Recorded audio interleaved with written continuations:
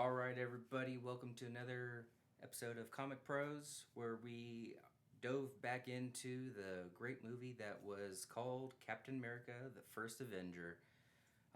Today, we're going to be going over uh, some of the first appearances that I think are pretty undervalued, especially for what we're talking about when it comes to first appearances and that type of stuff. One of the things, like for the topic I'm going to talk about, is going to be the first appearance of the Howling Commandos. Sorry, and then Norm's going to speak about the first appearance of Red Skull. So, um, overall, Norm, what'd you think of the movie? Oh, I thought the movie was fantastic. I watched it again yesterday, Yep. and every time it's just entertaining. What really strikes me throughout all of the Marvel movies, but especially Captain America, the very first, um, or one of the very first Marvel movies that really went big. What really strikes me is the fact that the actors they chose were so perfect for their roles, Oh yeah. that they're perfect not even like now or then when they created the movie, but 10, 15 years on, these actors are still knocking their parts like out of the park. And it's just entertaining. Like the guy that plays the Winter Soldier later on is Bucky, obviously, Yeah. and that That's that guy, Sebastian Stan. Sebastian Stan, thank you. Yep. That guy really stands up. I mean, in the very first movie, he just is Bucky, and he's just a friend, and he's just a guy going off to war, Yep. and yet he progresses into this full-on, savage assassin for the Soviets, and it's really well done. The Rotten Tomatoes gave it an 80%, and most of the audience was just blown away by it when it originally came out. Box office smash of 370 million, and it only cost them 140 million to make.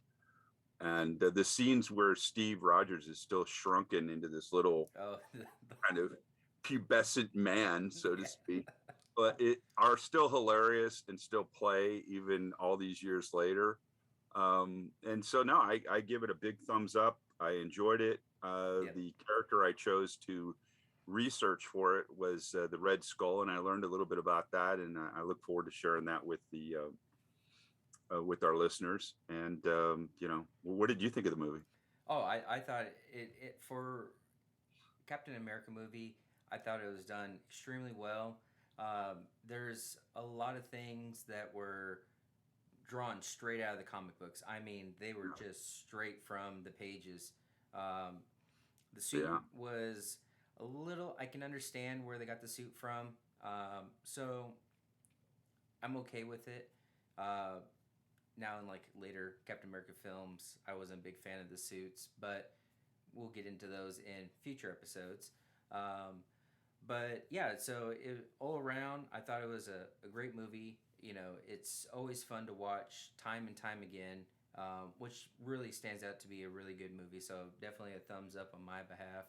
Um, so I guess we'll get into the first appearances. So the first appearance that I chose was the first appearance of the Howling Commandos. So this book right here, Sergeant Fury and the Howling Commandos #1, is actually the first appearance of the Howling Commandos, and it's actually the first appearance of Jack Fury, Dum Dum Duran, which is the guy that has the little hat. Dino. I think he's supposed to represent a ethnic Irishman. Yes, yes, that he is. Um, Dino Mandeli, I want to say it is. Pinky Pinkerton, uh, Rebel. I can't remember the guy's last name. Uh, Gabe Jones, Izzy Cullen, and James Logan Howlett. So, um, and then later on in future comic renditionings, they end up throwing in Logan or Wolverine into that mix. But What But was the for title? What was the title that you were reviewing for all that mix of keys? What was the title? it's Sergeant Fury and the Howling Commandos #1. Uh, Great book, tons of first appearances, and I kind of have this little thing where if the book has a bunch of first appearances, it's one of those things where I always pick it up just because it's a no brainer. I mean, if you look at it like when you look at actual books that have a first appearance, you're paying how much more money for that one first appearance versus a book that has like say five first appearances. So you can basically almost like divide that by five, and that's how much you're paying for each first appearance of in that book. So that's kind of a I can, rule of thumb I use. yeah, no, I completely agree. I started doing that back several years ago when I was, as I've been writing about them for Go Collect, and I specifically was targeting. I was calling them quad keys or Yep. dual keys, and but in that case it'd be an octo key, which Oh is yeah. interesting. Yeah. Oh yeah. But I totally agree. I mean, a good example of that is Iron Man 55 has Oh I yeah. think five key characters in it, Yeah. and I totally agree with your assessment there that that's a discount when you're buying in a Oh yeah. multiple. Definitely. Yeah. It's, All right. So Norm, what do you got on the Red Skull? what I've got on the Red Skull is pretty interesting.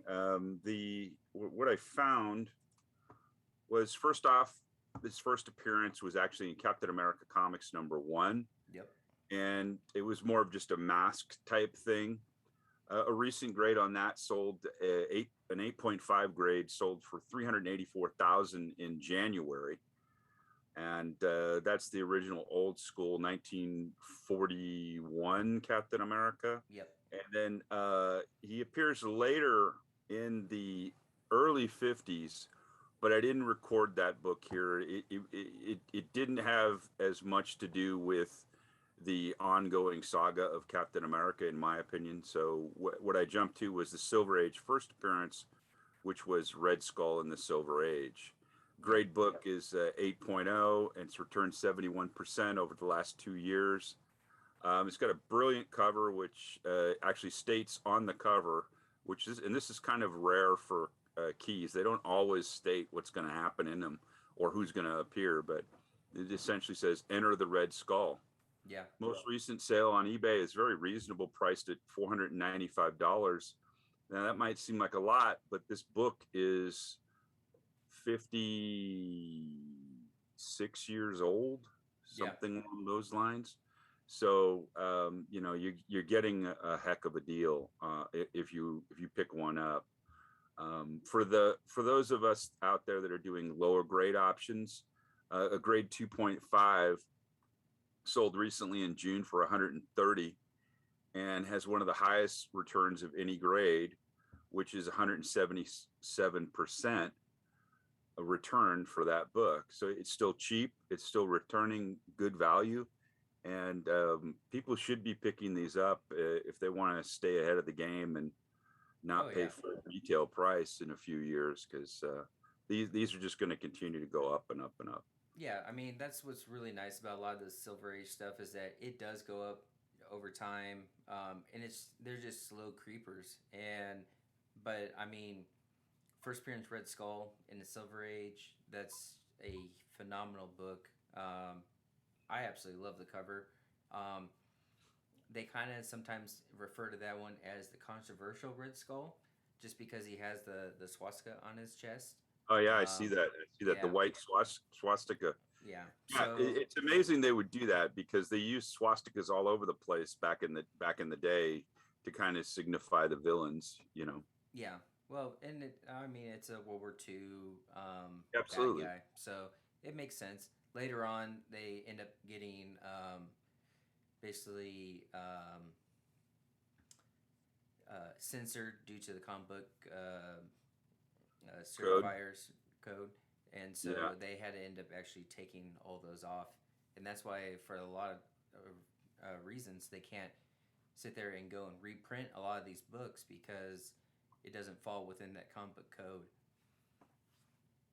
So, but yeah, Well, so go ahead. yeah, so that's pretty much today's episode. But I mean, there's a lot of really good stuff that was in that movie. I think that um, all around, both me and you liked the movie, Hmm. and it was definitely worth a second watch. It's definitely kind Yeah, of fun to pop in and see all the different little small first appearances here and there. yeah, yeah. Yeah, no, the one scene I really enjoy is when they have the ultimate face off between the Red Skull and Captain America over that, and the factory is blowing up below them, and the Oh yeah, bridge is literally separating, and that's just a great scene where the very classic confrontational villain hero scene, yeah, and very much worth, if nothing else, just checking out that scene and a very enjoyable scene that stays true to both the characters. I think the Red Skull is a classic villain, which is why I chose the Red Skull. Um, and I think that this book and most of the Tales of Suspense books are underpriced for the oh yeah, most part. I didn't buy, I bought a first Iron Man in his new costume, which is the current costume, the red and the orange. And, that book still relatively cheap. yeah, I mean, so that's the first, serious superhero that everybody pretty much loves, Iron Man, yeah, and you can still get that first suit appearance at a relatively discounted rate, just because the Tales of Suspense, that whole series, is not as obvious to everyone. It's not a number one. It doesn't yeah. say Captain America on it. Doesn't say Iron Man on it, and you have to do a little bit of homework, so it gets overlooked by the speculation crowd for the most part, I think. Yeah. I think my favorite part of that whole movie was the train scene where they're ziplining in and Oh, great basically, scene. and then that's where you see like Bucky basically Fight it. falls to his death. Um, Yeah, but that's like one of my favorite scenes. Just that you could see just how diabolic the Red Skull was. That he yeah, actually set up a trap for them, and it just meant for really good storytelling and stuff that sure. would you would see in the comics with the Red Skull and stuff like that. Yeah, as you and I were talking about prior to our filming of this, we both have been impressed with all of the Marvel movies from a fan standpoint, and we really feel like there's fans that are making the movies now, which is why they're so solid and so good. Yeah, You're getting all the little components that normally would be thrown out in some kind of a Hollywood regurgitation of the material, but because the yeah, fans are literally the directors, the producers, the actors, you're getting as true to the comics as could be done yeah, without actually being comics. I mean, it's extraordinary. And from our standpoint, now that we're getting older and we're no longer kids reading this stuff, but we read it years ago, it's quite fulfilling to be able to see it on the big screen, and enjoy it, yeah. enjoy those heroes and those villains and the stories, which I think really hold up even today. No, yeah, definitely. All right, so that's this week's episode. Sorry it's a little late. We just wanted to make sure that we didn't do anything on the whole 9/11 and everything like that. So we wanted to at least let you guys know that we won't film and do anything like that when it comes to big major um, uh, things when it comes to our nation and stuff like that. So once again, we are the Comic Pros, and this is our review on Captain America: The First Avenger.